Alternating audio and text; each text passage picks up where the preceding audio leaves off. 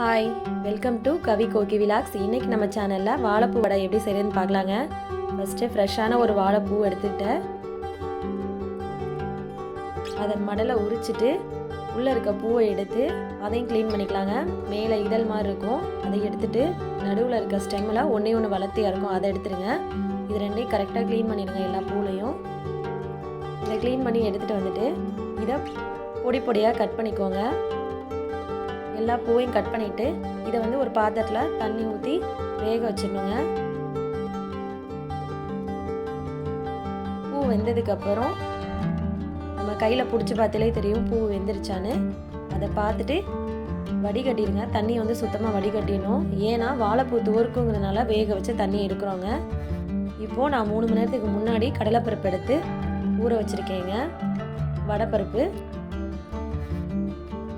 இதை மிக்ஸி ஜாரில் நான் சேர்த்து அரைக்க போகிறேன். கொரகொரப்பாக அரைச்சி எடுத்துக்கோங்க.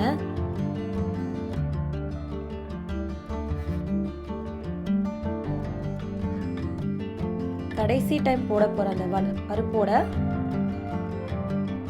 ஒரு முழு பூண்டு பல்ல சேர்த்துக்கோங்க. 2 வரமிளகா, 1 ஸ்பூன் சோம்பு, இதை 3ஐயும் சேர்த்து அரைச்சிட்டு வந்துடுங்க.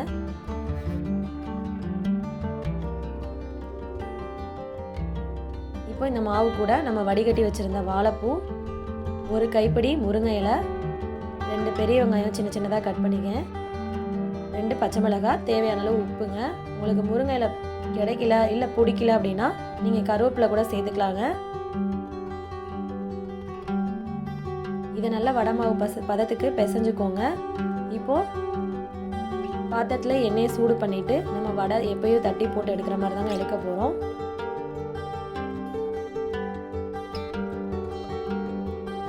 இதை மீடியம் ஃப்ளேமில் வச்சு நல்லா வேக விடுங்க. ஹை ஃப்ளேமில் வச்சா வெளியில் மட்டும்தான் வெந்திருக்கும், உள்ளே வேகாது.